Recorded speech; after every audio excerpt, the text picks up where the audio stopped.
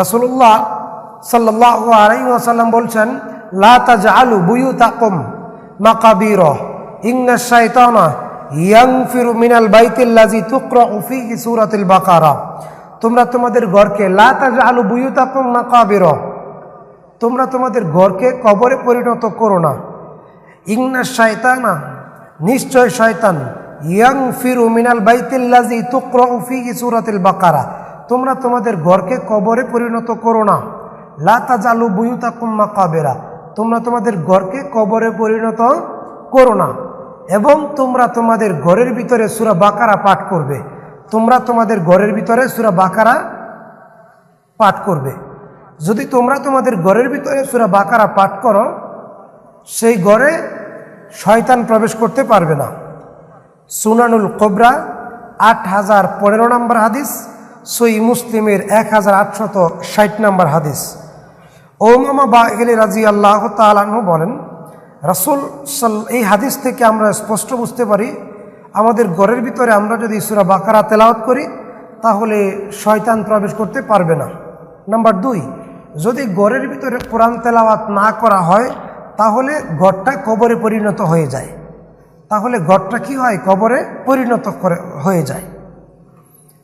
অতঃপর উমামা বাহিলি রাদিয়াল্লাহু তাআলা আনহু বলেন, রাসূল সাল্লাল্লাহু আলাইহি ওয়াসাল্লাম বলছেন, যে ব্যক্তি প্রত্যেক ফরজ নামাজের পর কুল্লা সালাতি, প্রত্যেক ফরজ সালাতের পর আয়াতুল কুরসি পাঠ করবে, তার মৃত্যু বাকি জান্নাতে প্রবেশ করবে। যে ব্যক্তি আয়াতুল কুরসি পাঠ করবে তার মৃত্যু বাকি জান্নাতে প্রবেশ করবে। তাহলে প্রতিদিন 5 ওয়াক্ত ফরজ সালাতের পরে আয়াতুল কুরসি পাঠ করতে হবে, অত্র হাদিস দ্বারা প্রমাণ হয়।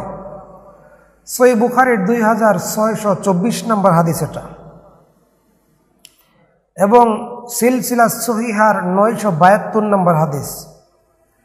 আন ইবনে মাসউদ রাদিয়াল্লাহু আনহু বলেন, রাসূল সাল্লাল্লাহু আলাইহি ওয়াসাল্লাম বলছেন, মান ক্বারাআ বিল আয়াতাইনি মিন আখিরি সূরাতিল বাকারা ফি লাইলাতিন কাফাতাহা, রাতের বেলায় সূরা বাকারার শেষ 2 আয়াত পাঠ করতে হবে।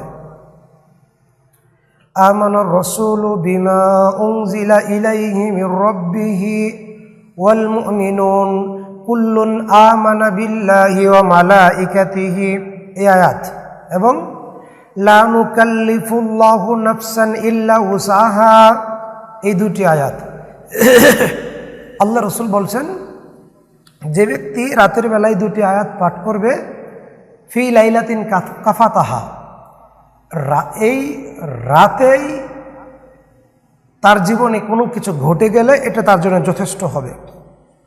জাবের রাদিয়াল্লাহু তাআলা আনহু বলেন, রাসূলুল্লাহ সাল্লাল্লাহু আলাইহি ওয়াসাল্লাম সূরা মুলক এবং সূরা সিজদা, তাবারাকাল্লাযী বিয়াদিহিল মুলকু ওয়া হুয়া আলা কুল্লি শাইইন কাদির, এবং সূরা সিজদা, 2টি সূরা না তেলাওয়াত করে আল্লাহ রাসূল সাল্লাল্লাহু আলাইহি ওয়াসাল্লাম ঘুমাতেন না। তিরমিজির 2892 নম্বর হাদিস।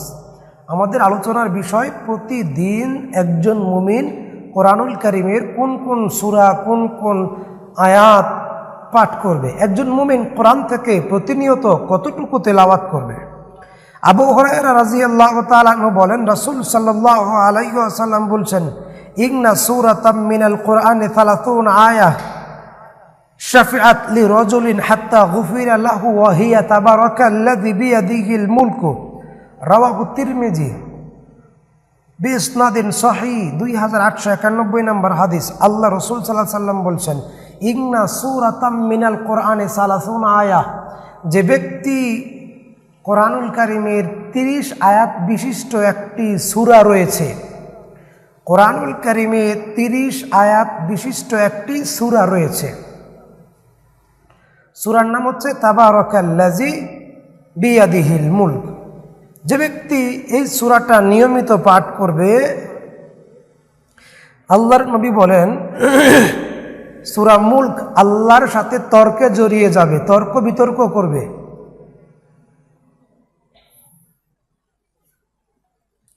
যতক্ষণ পর্যন্ত এই বান্দাকে আল্লাহ পাক জান্নাত না দিবেন, অতক্ষণ পর্যন্ত সূরা মুলক আল্লাহর সাথে তর্ক বিতর্ক করবে। তাহলে অত্র হাদিস দ্বারা বোঝা গেল প্রতিদিন কোরআন তেলাওয়াতের তালিকায় সূরা মুলক থাকবে, সূরা সিজদা থাকবে। নবী সাল্লাল্লাহু আলাইহি সাল্লাম বললেন, তোমরা প্রত্যেক জুমার দিন সূরা কাহফ তেলাওয়াত করবে। এক জুমা থেকে নিয়ে আরেক জুমা পর্যন্ত, এক জুমা থেকে নিয়ে আরেক জুমা পর্যন্ত তোমাদের ঈমানের নূর চমকাতে থাকবে, বিচ্ছুরিত হতে থাকবে, ঈমান বৃদ্ধি পেয়ে যাবে। কি পাঠ করলে? সূরা কাহফ। আলহামদুলিল্লাহিল্লাযী আনজালা আলা আবদিহিল কিতাবা ওয়া লাম ইয়াজআল লাহু ইওয়াজা। এই আয়াত, এই সূরা যে ব্যক্তি প্রত্যেক জুমার দিন পাঠ করতে হবে, তাহলে তার ঈমানের নূর চমকাতে থাকবে। সুবহানাল্লাহ, সুবহানাল্লাহ। অতঃপর নবী করিম সাল্লাল্লাহু আলাইহি ওয়াসাল্লাম আমাদেরকে জানিয়েছেন,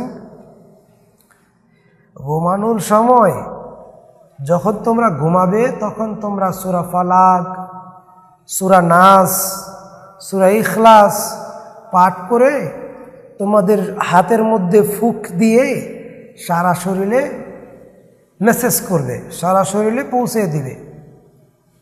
এবং আয়াতুল কুরসি পাঠ করবে ঘুমানোর আগে।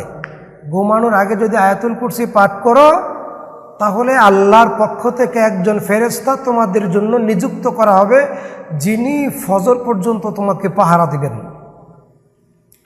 প্রতিদিন সূরা ইখলাস কমপক্ষে 3 বার পাঠ করবেন। আলোচ্য বিষয়, একজন মুমিন কোরআনুল কারীমের কতটুকু তেলাওয়াত করবে প্রতিদিন। সূরা ইখলাস 3 বার পাঠ করবেন।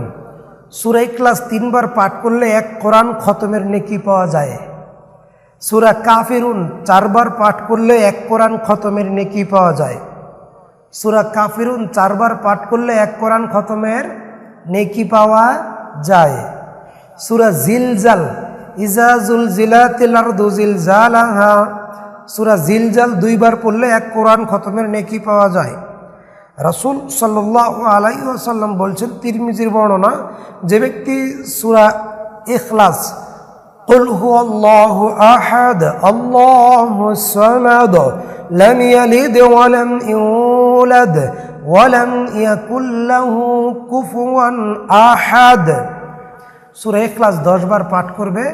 10 বার পাঠ করলে মহান রাব্বুল আলামিন তার জন্যে জান্নাতে একটি প্রাসাদ নির্মাণ করবেন। প্রাসাদ, অট্টালিকা। সাহাবী জিজ্ঞেস করলেন, হে আল্লাহর নবী, যদি আমি 20 বার পাঠ করি? আল্লাহ রসুল বলছেন, আল্লাহ তোমার জন্যে 2টা প্রাসাদ নির্মাণ করবেন।